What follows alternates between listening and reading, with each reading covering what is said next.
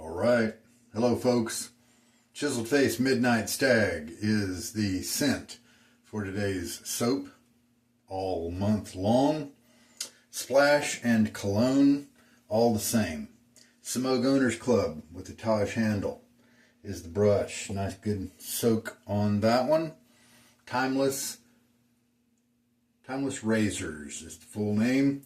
And this is the stainless steel version. It's an open comb. And it does have the scalloped top plate. No blade in there, as you can see. With me running my finger all over it. And this is the 68 gap. We'll put the blade in there in a minute. It is the Gillette Nacet. And here's my count sheet. 300 uses plus 100. Another 100 and another 100. So 605 is going to be today's count shave. And then here is the blade. There you go. Yeah, you should be able to pretty easily see those etchings. And still the little, in this quadrant here, the little Sharpie dot there that's just still visible somehow. Of course, I mean, I don't rub my finger over that area, so it's not going to disappear because of, you know, friction or anything like that.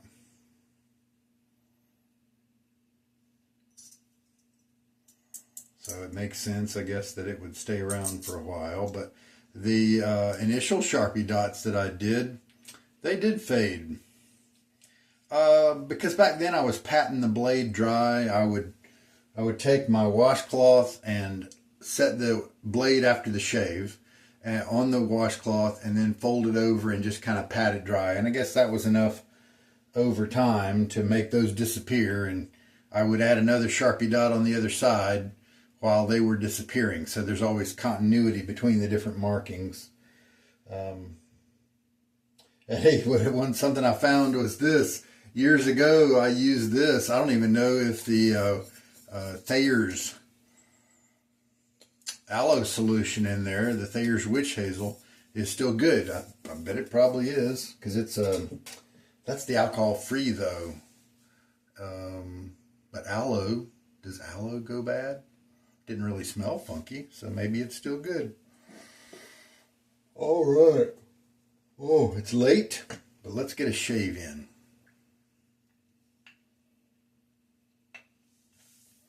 And I'll figure out what we're going to do today. One thing I have been saying that I would try is a traditional face lather. So let's do that. And when I say I keep saying traditional, but that's not what I mean. I don't really think that guys used to do it this way back in our grandfather's time and that sort of thing. I think this way that's been espoused by so many people for face lathering, I think that's been around just for 1 or 2 decades only. But that's just my guess. That is not founded in reason or in research. I can see the level of soap going down. It is definitely not as high as it was when we first started out this month. We are in the penultimate shave of the month, August 30th. So what we're going to do now, we're going to kind of load until it looks frothy, until we get kind of a paste developing. Let's just kind of play that by ear.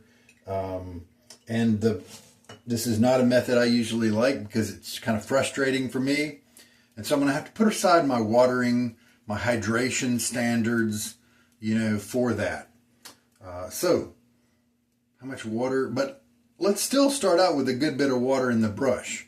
Matter of fact, why don't we start out with what I like in the slurry lather? Why not?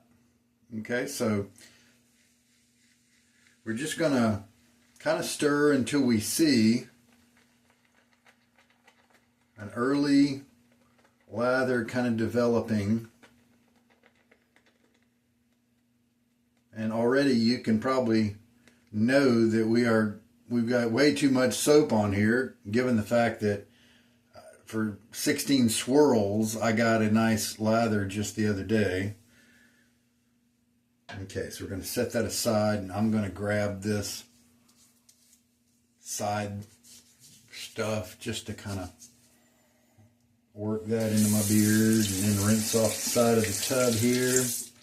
Set that aside. And so now we'll just go, we'll take, you see the bubbliness, all that soap.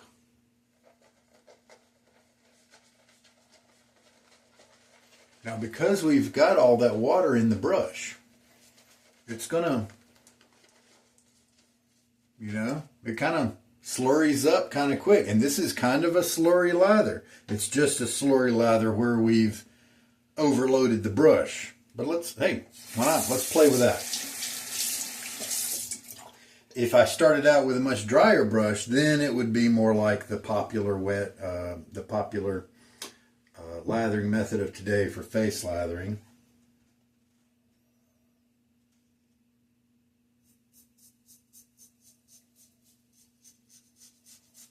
Dealing with a lot of water here, so we are going to get that good performance, at least until we keep mixing it and it starts to get a little pasty perhaps. We'll just have to see how the lather develops.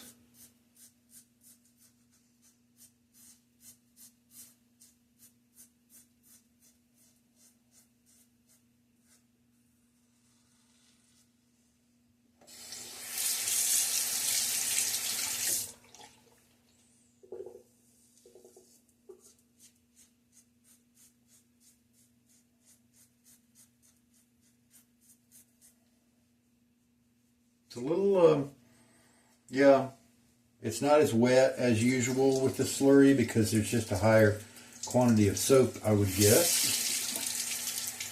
I don't have that secondary slickness. But now let's get a little splash of water.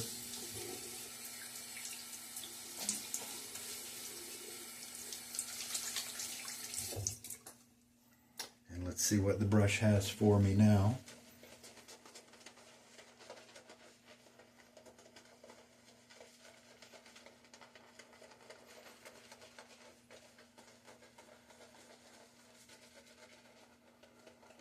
Well, it is whipping up, and in a way, here at the tips of the brush, I think we've got a pretty mature lather. You saw something to come away from the brush just now, that's water. And so we still have around the outside, it's pretty homogeneous in terms of a good lather, but then in the core of the knot, we've still got a lot of that water. We haven't mixed it up fully, but, you know, maybe that's fine.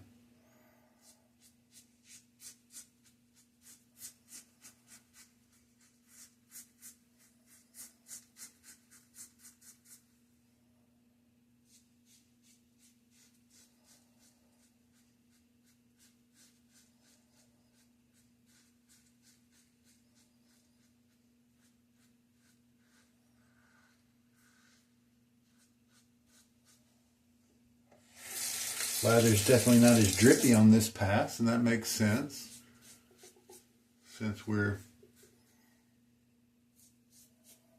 losing some water as we go. How's the secondary slickness is still not, yeah, see, all that extra soap is making it so it kind of kills that secondary slickness on that I get normally when I have less soap. And so isn't that interesting? More soap in this case is equaling less slickness. Splash of water now.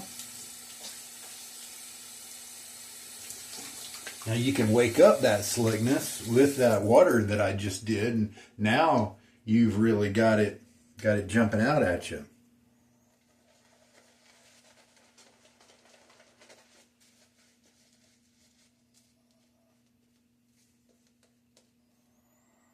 Now, does this feel? No, it feels nice and slick. Nice, good primary slickness there. So I don't really feel like I need to go back and tap this in some, the tips into some water to try to, you know, help this. Let's do it. Let's do it just a little bit. I'm just going to put a little water in the bowl. That way I can't put too much water in my brush. Might be a good safety mechanism there. Won't wash it out, you know.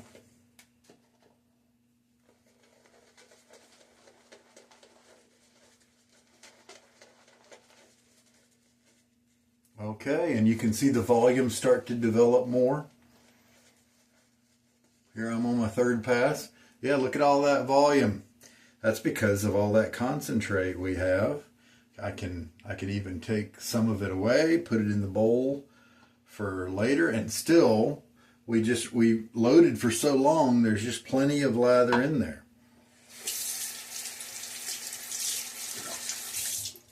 And because in kind of the slurry lather paradigm, I think one of the strengths of it is you are, for the first pass or two, you're not generating that homogeneous lather in the brush. You are almost keeping the water near the root of the knot and the soap more toward the tips, and you're keeping them separate, and so they're not combining to the lather into a lather all at the same time. As you work it on each next pass, you've got more combining. You know, a little bit of combine on the first pass to give you that slurry. Then a little bit more, then you rinse that away. A little bit more will combine from the brush, water and soap, to give you that lather for the next pass. Rinse that out. You know, that and repeat. And so I think that's one of the reasons why it works. And I'm on the third pass now, and I'm definitely not going to be running out of lather anytime soon.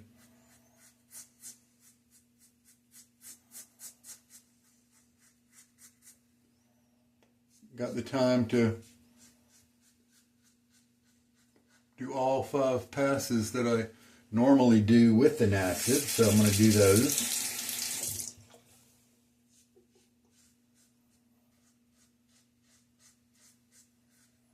I think I'm glad that I added that bit of water. I'm feeling very well protected here. No tenderness or anything like that.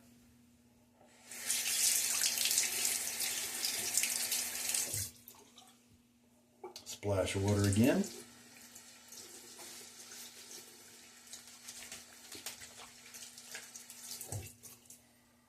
So much good slickness here when I do those little rinses, little half rinses. 4th pass now.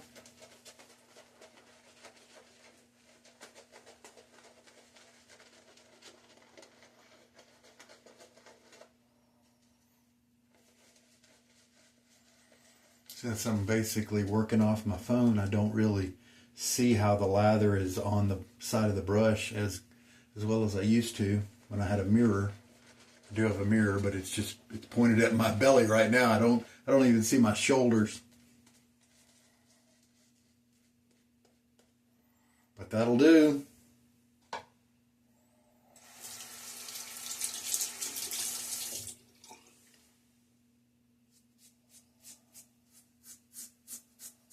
Not very much stubble left now.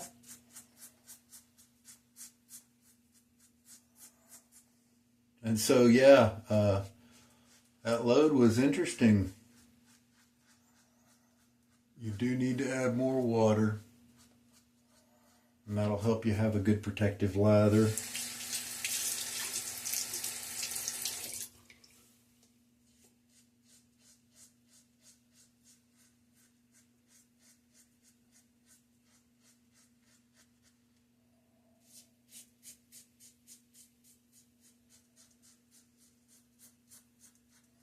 Tell you what, these, I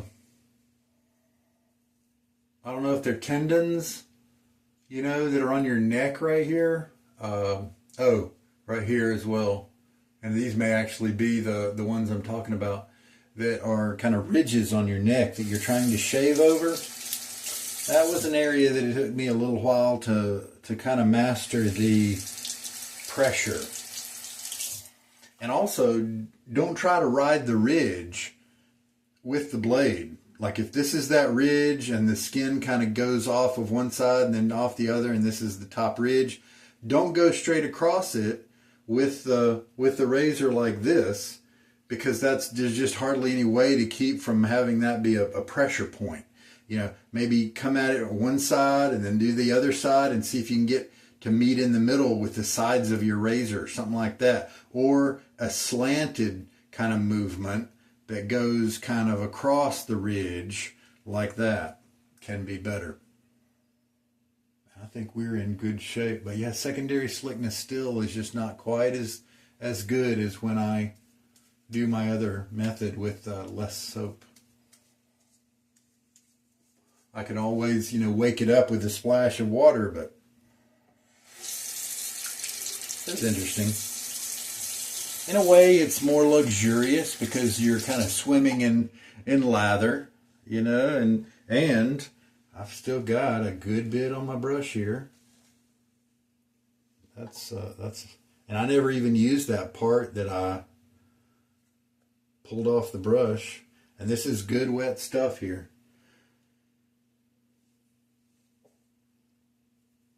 So that's a very valid way to shave. Just watch that water content if you want to do that way. Sometimes if you feel like maybe being a little less organized, sometimes it's fun to go Wild West and put all the rules aside and all that.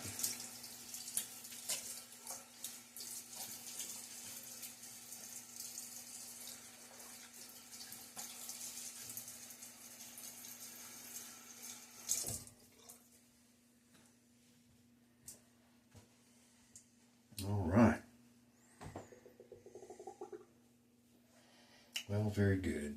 That'll do for now. Rinsed out my razor. Shaky, shaky. Now I will... Yeah, you can tell I loaded way differently because I don't end up with suds in my soap like that usually. First time all month I've had that. And I fielded a question from one of you guys about this. I think it was... maybe Ravi. I don't think it was Okie Dokie Cool, but I think it was one of my Indian friends out there, perhaps. But he asked, what do we do? What do I do with this froth? Do I rinse it out? Do I wipe it out? Well, it's for me. I don't do anything. I just leave that because it's just soap with a little bit of water in it, and it just happens to be activated into kind of a lather. I just seal it up. I have let it sit out the whole shave, and so it dries a little bit, but at the end of the shave, I want to preserve that scent, and so I will seal it up. Because after all, if you take this and you rinse all that froth out, it may look cleaner, but you're just activating more soap with that addition of more water. And so that's what I do. Now you do whatever you feel like doing. If your particular level of OCD means that you want to give that a quick rinse, if you want to scrape the bubbles away, that's maybe a little bit more wasteful, but you're the one paying for the soap, so do that if you want to. It's not necessary in my opinion, but if that makes you happy, enjoy doing it. All right, very good. So now I'm going to wash my brush. It's a natural hair brush, so I got to make sure I get all the lather out of it. There we go. Got it clean and rinsed out. Oh, here's a dark colored hair there. Must have been I must have nicked my goatee with my razor. That's why we clean it out. Okay. Now it's time for the splash.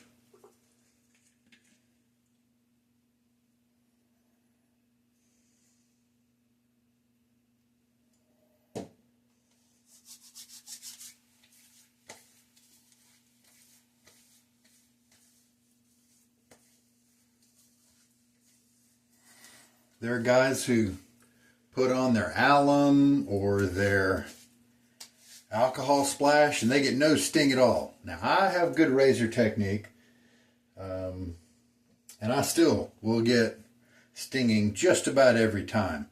I think it's just my skin. I think that's just the way it is.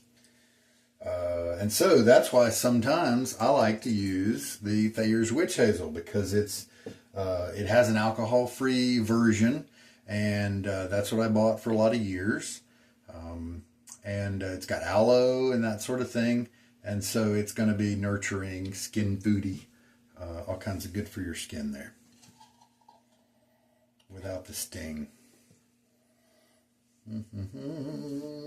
And the cologne. So we did a kind of an overload shave, but since we started out with so much water in the brush, it was actually pretty manageable. It wasn't the traditional kind. A lot of guys will, they'll take their brush and get it really wet, and then they'll just squeeze most of the water out of it, and that's what they load with. There's nothing wrong with that if that's what you want to do. It does affect your load time, that sort of thing. You have to adjust. But then, of course, you have to add that water back in to make your lather.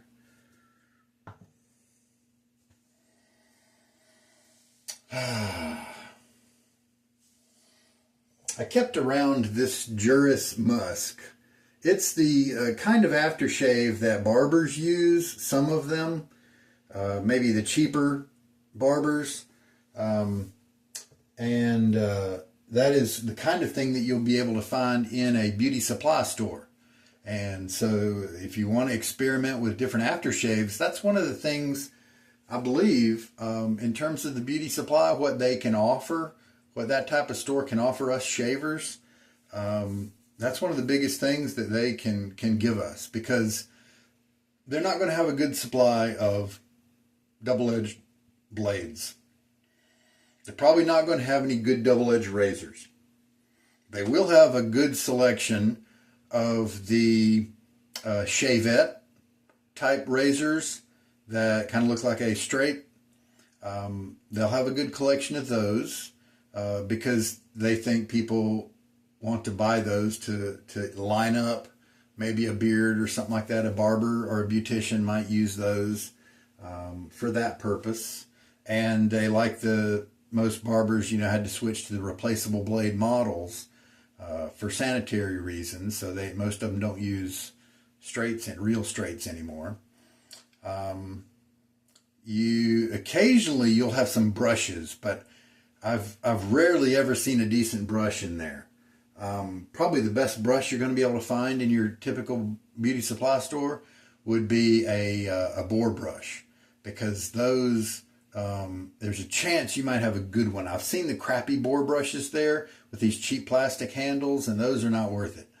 But if you get a name brand, like if they happen to have a Semogue or an Omega, I think maybe the Omega is the one I've seen the most. I don't think I've ever seen a Semogue in there. I know I've never seen a Zenith. Marvy probably makes a brush. I don't think Vanderhagen sells to those guys. I think Vanderhagen mainly stuck with Walmart back in the day. But the Marvy soap is there. It's a hard puck soap that does really pretty well. It's not super fancy, but it does do the job. I bought a puck and tried it out, and I was happy enough with it. So if you need to go inexpensive in terms of your shaving soap, that's a good option. And that's not a members club kind of store. So go in there and get yourself a puck of Marvy and try it out. It's also hard so that you could make it conform to any type of mug kind of thing that you wanted. If you had a shaving mug, you could shred it with your cheese grater, press those shreds down into the bottom of a shaving mug, and then that can be your loading mug there. And then you can go right to your face or to another bowl to work up your lather.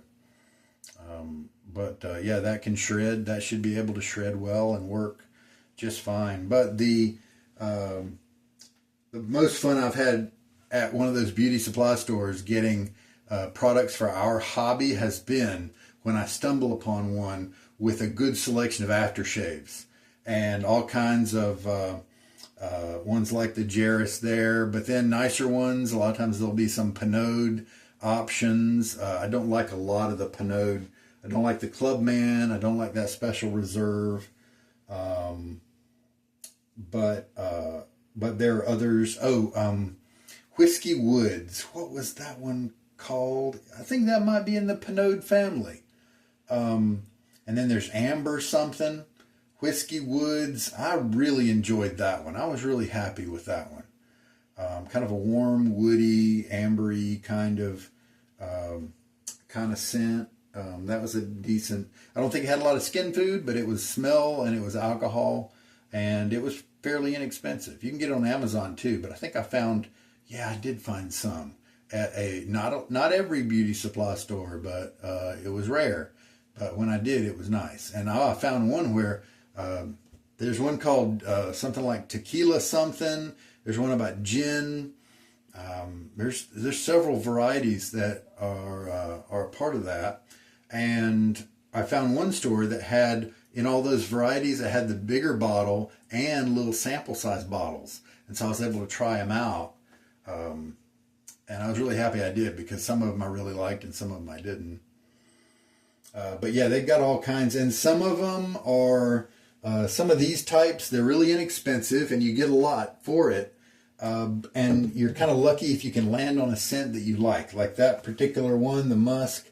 I thought it was pretty decent. A lot of them are going to smell like your grandpa or something like that, because that's not an industry where they're really pushing the edge, pushing the scents, and trying to be creative and all that. They're just giving barbers what they've used, for a long time. That blue type scent, like the Aqua Velva type scent, you're going to find some options for that for sure. So those are some fun things. If you do have a beauty supply store nearby, near where you are, then sometimes it's fun to go in there and see what you can find. All right. Well, ladies and gentlemen, thank you so much for watching. One more day in August, and then we'll be done. I'll keep shaving with the Nacet for a few more days just to round the number off before I send it off to Greg. Oh, hey, you know what? Maybe Okie Dokie Cool was talking to me about maybe it's Zachary James. I forget what I'm planning to do, or maybe it was Jason. What I'm planning to do after this month is done. I think I'm going to keep being able to shave because I'm in a better environment now. I have better access to my shaving arsenal, and so I think it'll be easy to keep bringing you guys videos. And one of those is going to be the vegan version of tobacco. We're going to give it a good fair shake and see how it works out. I've heard good things, and I've heard some mediocre things. I've heard somebody say that it was not quite as good, but it was still good enough. Somebody said it was just different. And then there's plenty of people that just want to give it a thumbs down just because it's no longer tallow. So we'll evaluate that one and see if I can tell any difference. Definitely do that. And good point is, whatever I can reach, I will do. I'll be able to I've got shaving boxes everywhere. I'll start sorting through them and making myself a pile to bring to you guys and show. So that'll be fun. To go with the Irish Mousse that Sterling just released. I've actually have the official, the real aftershave. And so I'll be able to pair those two whenever I try that Irish Mousse. So that'll be fun. All right, now, thanks for watching. Good night.